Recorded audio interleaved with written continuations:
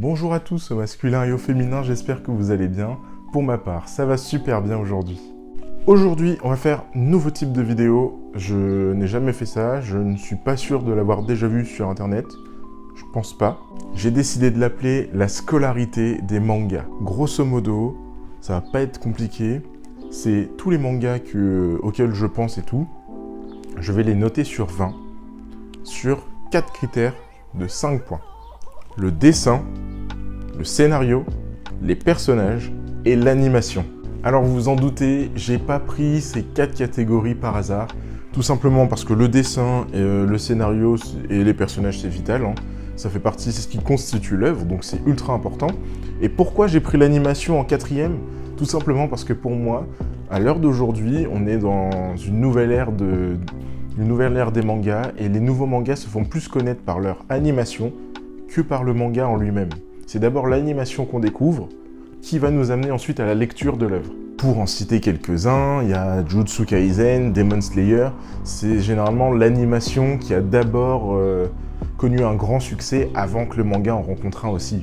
Et le manga que nous allons traiter aujourd'hui n'échappe pas à la règle, il se trouve juste derrière moi, vous avez dû le voir, ça va être, oui, My Hero Academia. Générique!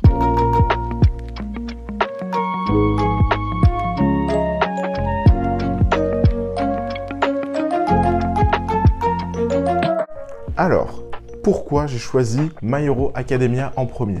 Tout simplement parce que je pense que c'est le manga que j'ai le plus taclé sur ma chaîne, qui connaît la plus grande hype. Et je me suis dit, autant commencer par cette œuvre, ce sera beaucoup plus simple pour avoir un avis, un véritable avis, et pas juste mon avis personnel. Je vais bien sûr essayer d'être le plus impartial possible avec chaque œuvre, même si on sait très bien qu'il y aura une part de moi qui... c'est mon ressenti, mais je vais essayer d'être le plus impartial possible, je vous le promets. Donc, premier point pour My Hero Academia, le dessin. Franchement, le dessin de My Hero Academia, je pense que c'est l'un des points les plus incroyables pour moi, parce que j'ai toujours trouvé que l'auteur avait un style très particulier, très original, c'est très peu académique, mais qu'est-ce que son trait est efficace. Les planches de My Hero Academia sont magnifiques, c'est un plaisir à lire. C'est tellement un plaisir à lire que j'ai commencé par l'animé, parce que bien sûr My Hero Academia fait partie de ces œuvres qui a d'abord été connue en animé, enfin qui a eu un grand succès avec l'animation, avant le manga. Et une fois que j'ai fini la saison 1, je me suis acheté tous les volumes qui étaient sortis, et franchement, je m'étais pris une énorme claque. Je me suis dit mais waouh, c'est impressionnant. J'ai d'ailleurs au fur et à mesure du temps délaissé l'animé pour lire le manga parce que je trouve que les planches sont sublimes. Que ce soit le dessin des personnages, que ce soit les bâtiments, que ce soit les décors, les ombres et lumières, c'est impressionnant, vraiment. Et le pire, enfin le mieux du coup, c'est que même s'il y a beaucoup de personnages sur une planche, c'est pas fouillis. On arrive à se repérer et ça pour moi c'est un point essentiel. Parce qu'une lecture ne doit pas être difficile. La lecture doit être facile et compréhensible, rien que par le dessin. Et sur ce point, l'auteur de My Hero Academia est sûrement l'un des meilleurs dessinateurs que j'ai eu l'occasion d'observer. Franchement, moi je suis pas un fan de My Hero Academia, je vous l'ai déjà dit, même si j'aime beaucoup cette œuvre, mais en termes d'ombre et lumière, je pense que c'est vraiment mon maître. Toutes les personnes qui connaissent ou qui aiment un peu dessiner, franchement, inspirez-vous de cet auteur pour le dessin. C'est incroyable. Il fait un travail monumental. Je sais très bien qu'il a des assistants et tout ça, hein, mais waouh! Et en plus, on le voit évoluer de planche en planche, d'année en année. Prenez enfin tous les mangaka, vous me direz, mais il y a certains mangaka, c'est frappant. Prenez le tome 3 de My Hero Academia, qui est déjà impressionnant en termes graphiques. Prenez les derniers volumes, ça n'a rien à voir. C'est waouh! Donc en termes de dessin, juste parce que j'aimerais avoir la moitié de son talent, je mets un 5 sur 5. Après cette excellente nouvelle pour tous les fans de MHA, passons à un point un peu plus critique selon moi. Oui, je parle bien sûr du scénario.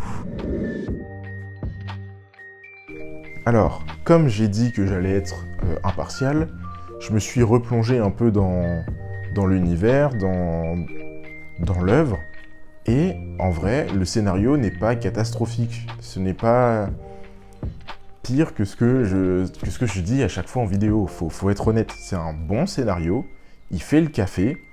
Moi, j'ai toujours reproché que c'était un bon scénario, mais ce n'est pas un grand scénario. Après, à savoir aussi que moi, j'ai grandi avec les mangas de la génération 2000. Le trio majeur, le trio légendaire, One Piece, Naruto et Bleach. Ce sont les œuvres qui ont bercé mes débuts en tant que lecteur de manga. Donc, c'était un peu plus poussé en termes de scénario. C'était surtout... C'est même pas le scénario qui était plus poussé, c'était les quêtes, les secrets, les mystères qu'il y avait à travers l'œuvre. Je ne suis pas spécialement impacté par les mystères de My Hero Academia, mais je conçois parfaitement que la nouvelle génération soit totalement subjuguée par ce que cet auteur fait avec son œuvre. Ce que je reproche le plus souvent, c'est que l'auteur a du mal à nous plonger au début d'un arc. En fait, le début de son arc est toujours un peu long, selon moi. C'est toujours compliqué l'introduction, ou si c'est pas trop compliqué, c'est trop brutal. Il n'y a pas de demi-mesure, selon moi. Mais une fois que je suis plongé dans l'arc est incroyable. J'ai vécu des émotions énormes avec My Hero Academia. Après, je suis très honnête, si le scénario n'était pas au rendez-vous, j'achèterais pas 30 volumes de My Hero Academia, faut être honnête. Je suis pas zinzin non plus. Donc, franchement, My Hero Academia, sur 5, en termes de scénario, je suis pas méchant, je mets un 3. Passons maintenant aux personnages. Et là, je pense que ça va être le point le plus compliqué, encore plus que pour le scénario finalement, tout simplement parce que dans MHA, généralement dans les mangas qui durent comme ça, il y a énormément de personnages, et tu n'as pas le temps de tous les développer. Donc, je ne prends pas en compte le fait que beaucoup de personnages n'ont pas été développés parce que c'est normal. On prend toutes les grandes œuvres, même One Piece qui est un chef-d'œuvre monumental, tous les personnages ne sont pas développés. Globalement, les personnages sont assez bien développés, même si je trouve que Izuku, sur son développement, traîne en longueur. L'auteur a annoncé qu'on était bientôt dans la phase finale, là, si j'ai bien vu, et Izuku n'a toujours pas l'étoffe d'être un All Might. Moi, je le dis honnêtement, j'ai un problème avec Izuku Midoriya. Depuis le début de l'œuvre. Enfin non, au début c'était normal parce qu'il fallait introduire le personnage et tout ça. Mais maintenant qu'on a évolué dans le temps, que l'œuvre a évolué, je tiens à le dire, j'ai un souci avec ce personnage. Je trouve qu'il n'évolue pas aussi vite que l'œuvre. Je m'explique. Dans MHA, l'auteur avance par chronologie. En gros, moi je pensais qu'il allait faire, par exemple, la première année pour la classe A, enfin pour la première classe de super-héros là. Je pensais qu'il allait faire genre une quinzaine de tomes par exemple, ensuite d'autres volumes où ils vont passer en seconde, et la terminale qui va conclure le manga. Mais vu qu'il a annoncé la fin de l'œuvre, ça va pas du tout se passer comme je le pensais. Donc, depuis le début de l'œuvre, on suit Izuku Midoriya, qui est en seconde. Le problème que j'ai, c'est que j'ai l'impression que ce personnage a galéré à évoluer, alors que nous, ça fait des années qu'on est en train de le suivre. Et ça, pour moi, c'est embêtant. Quand tu vois qu'il lui a fallu une 18 ou 19 tomes pour que Izuku arrête d'avoir les os pétés à chaque fois qu'il frappait quelque chose, moi, à la longue, ça devenait un running gag, ça commençait à me saouler. Parce que je me disais, mec, tu veux devenir le numéro 1 des super-héros, l'auteur a fait le choix délibéré de montrer que la classe de seconde, pas la première et la terminale, je ne sais pas pourquoi, peut-être qu'on comprendra à la fin. Tu ne peux pas te permettre de te péter toutes les 30 secondes une partie de ton corps, bon sang. À un moment donné, Enfin, montre qui tu es, quoi. Donc, moi, avec le personnage principal, j'ai eu du mal, et je trouve que... Voilà, si je reste objectif, eh bien, je trouve que son développement est un peu trop long. J'aurais préféré qu'il se développe en tant que super-héros plus rapidement, et qu'on s'attarde un peu plus sur le côté personnel. De qui est son père, par exemple. On ne connaît pas son paternel à ce petit garçon. Moi, j'aimerais bien savoir c'est qui son père. Parce qu'on a que 2-3 bribes de qui il est, mais on ne sait pas réellement qui il est. Et je sais que beaucoup aiment Tomura, par exemple, qui est censé être l'antagoniste principal de Izuku. Tomura, je le dis, je suis désolé pour les fans de Tomura, je le déteste. Voilà. Mais pas je le déteste en mode je le déteste parce que c'est un méchant bien écrit. Je le déteste parce que je trouve qu'il est vide de sens. Il n'a aucun sens en tant que personnage. On a expliqué les origines là, dans les derniers volumes que j'ai lus. J'ai eu ses origines, d'accord. Je comprends mieux la psychologie du personnage, mais pas ses intentions. Et ça, pour moi, c'est un frein. Je trouve que l'auteur ne développe pas assez les intentions et la psychologie des personnages. C'est pas parce qu'on fait un flashback sur un personnage que ça y est, on sait tout de lui. Après, je le conçois, on peut pas tous avoir un développement à la Shoto. Shoto, selon moi, c'est le personnage le mieux développé de My Hero Academia. Parce que l'auteur a vraiment pris le temps pour lui. Souvenez-vous, ça a pris pas mal de volume pour qu'il soit développé. Et s'il s'amusait à développer tous les persos comme il développe Shoto, je pense qu'on sera à 60 tomes et pas à une trentaine. Donc, je sais pas si Shoto est son personnage préféré, mais selon moi, c'est le mieux développé. Après, vous avez le droit de pas être d'accord avec moi. Si vous n'êtes pas d'accord avec moi, s'il vous plaît, dites-le en commentaire pour que...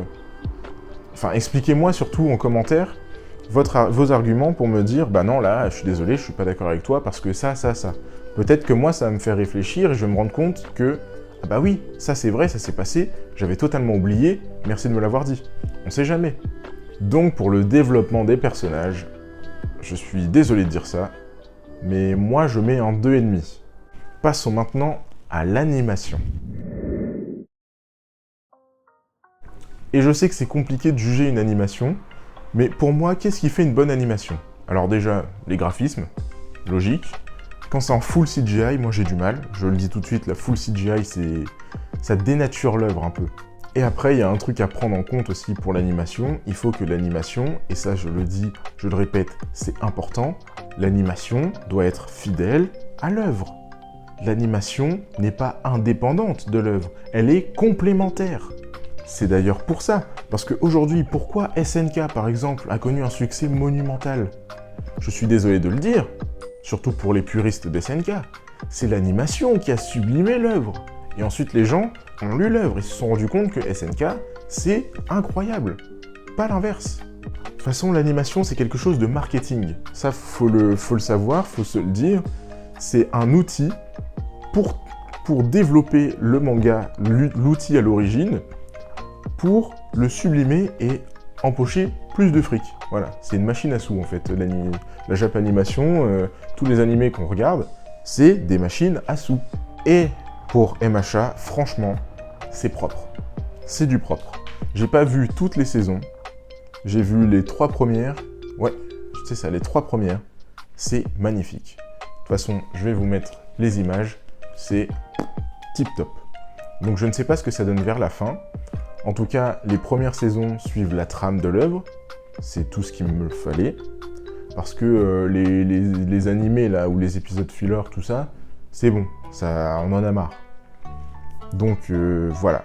Franchement. Et puis, sans la saison 1 qui m'a donné une émotion incroyable, j'avais pas ressenti une émotion pareille depuis Hunter x Hunter, avant cet animé-là.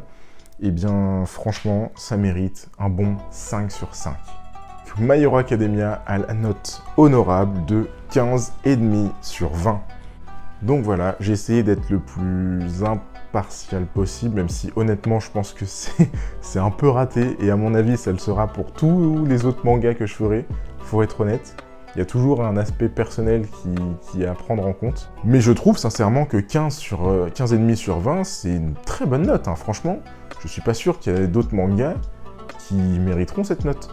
Je pense à un manga qui, moi, je le porte dans mon cœur parce qu'il m'a fait redécouvrir l'univers des mangas.